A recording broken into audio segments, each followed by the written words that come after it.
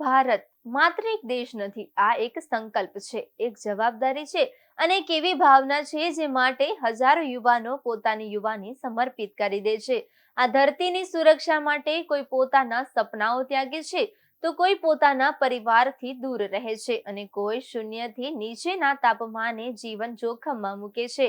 હું વાત કરું છું એવા જ એક સૈનિકની જેને દેશને પોતાની પ્રથમ પ્રાથમિકતા બનાવી.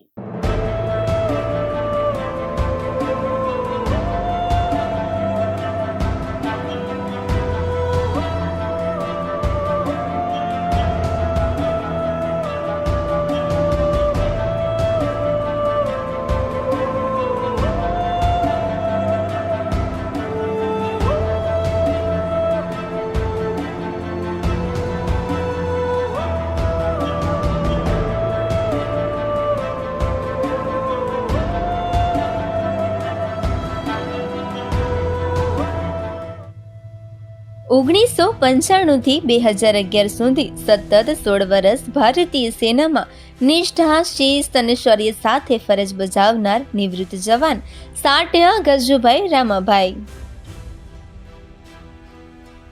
આજે તેઓ દાદરા અને નગર હવેલીના ખાનવેલ પંચાયત હેઠળ આવેલા ખુટલી ગામમાં શાંતિપૂર્ણ જીવન જીવી રહ્યા છે. પરંતુ આ શાંતિ પાછળ છુપાયેલો છે ત્યાગ, સંઘર્ષ અને દેશભક્તિથી ભરેલો એક ગૌરવભર્યો ઇતિહાસ.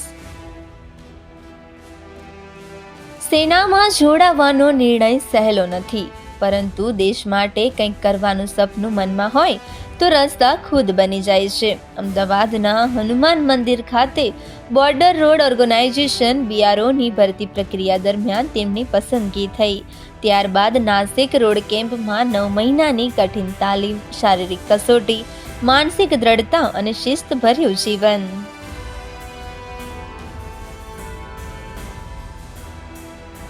તાલીમ પૂર્ણ થયા બાદ શરૂ થઈ સેવાની એક લાંબી સફર.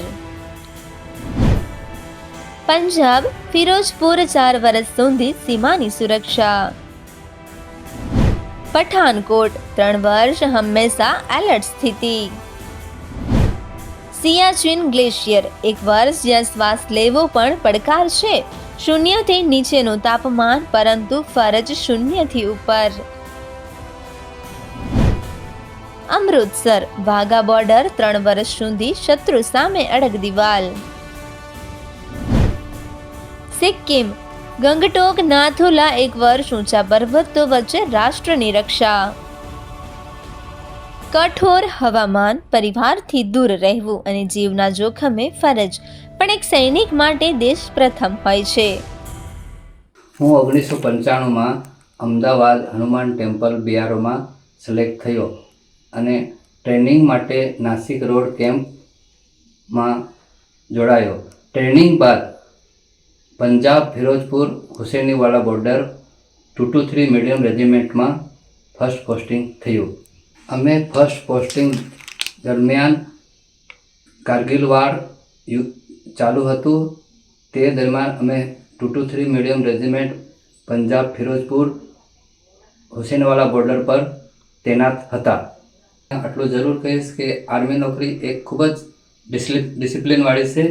એના માટે એક દેશ પ્રેમની ભાવના હોવી જોઈએ પોતાનામાં, અને એના માટે ખૂબ જ મહેનત કરવી પડે છે અને મહેનત જ એક દેશ માટે આગળ લઈ જાય છે.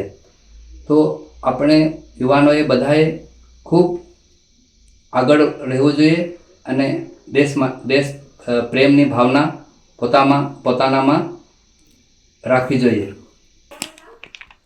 આમ કોઈ સ્પેશિયલ મેડલ નથી, પણ આ જે મારા હાથમાં છે એ પણ મેડલ એક એના બરાબર જ છે. અને આ મેડલ જ્યાં લોકેશનમાં નોકરી કરી તે જગ્યાના મેડલ છે. એ પણ એક ખૂબ જ ઉચ્ચ મેડલ છે. નિવૃત્ત થયા પછી એક તો દર મહિને પેન્શન મળે છે. છોકરાઓને સ્કૂલ કોલેજ માટે બેનિફિટ મળી છે.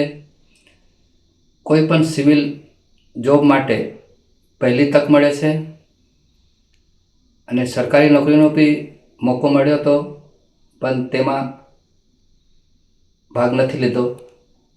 એવી અનેક સુવિધા મળી છે સરકાર દ્વારા. શુક્રગુજાર છું કે આજ કા ભારત ન્યૂઝ દ્વારા મને આ એક મારા નોકરી વિશે બોલવાનો મોકો મળ્યો. એમને હું ખૂબ ખૂબ ધન્યવાદ માનું છું. 1995 થી 2011 સુધી અતૂટ સેવા આપ્યા બાદ તેઓ ગૌરવ સાથે રિટાયર થયા. આજે તેમની સાથે છે પત્ની શ્રીમતી સંગીતાબેન, પુત્ર મેહુલભાઈ, પુત્રી પ્રગતિબેન. સરકાર તરફથી તમામ સુવિધાઓ પ્રાપ્ત છે. બાળકોને આર્મી સ્પેશિયલ કોટામાં કેન્દ્રીય વિદ્યાલયમાં શિક્ષણ મળે છે. આજે ખુટલી ગામમાં તેમનું નામ, માન અને ગૌરવનું પ્રતીક છે. સાટિયાભાઈ આર્મીમાં નોકરી પછી લોકોનો માન અને વિશ્વાસ વધુ વધ્યો છે. યુવાનો માટે સંદેશ આપે છે કે જેટલું શક્ય હોય તેટલું પોતાનાથી ઉપર દેશને રાખો. દેશ છે એટલે આપણે છીએ. એક સૈનિક માટે રિટાયરમેન્ટ એ અંત નથી, એ તો એક અધ્યાયનો પૂર્ણવિરામ છે. સાટિયા ગજુભાઈ રામાભાઈએ પોતાની યુવાની દેશના ચરણોમાં અર્પણ કરી અને આજે તેઓ પોતાના ગામમાં એક સામાન્ય નાગરિક તરીકે જીવન જીવી રહ્યા છે. આજે આપણે જે શાંતિમાં શ્વાસ લઈ રહ્યા છીએ તેના પાછળ કોઈને કોઈ સૈનિકનો ત્યાગ છે. અને જ્યાં સુધી આ ધરતી પર સાટિયા ગજ્જુભાઈ જેવા સૈનિકોની કહાનીઓ જીવંત રહેશે ત્યાં સુધી દેશનો આત્મા અડગ રહેશે.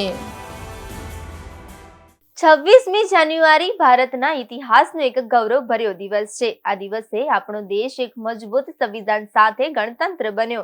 પરંતુ આ સ્વતંત્રતા અને સુરક્ષાની પાછળ એવા અનેક જવાનો છે જેઓ દિવસ રાત દેશની સેવા માટે પોતાનું સર્વસ્વ અર્પણ કરે છે. આજે આપણે વાત કરી એવા જવાનોની જેઓ સરહદ પર ઊભા રહી દેશની રક્ષા કરે છે, કુદરતી આફતોમાં જીવ બચાવે છે અને શાંતિ, સલામતી તથા સેવાના પ્રતીક બનીને ઊભા રહે છે. આ ગણતંત્ર દિવસે ચાલો તેમના સાહસ, ત્યાગ અને દેશને નમન કરીએ.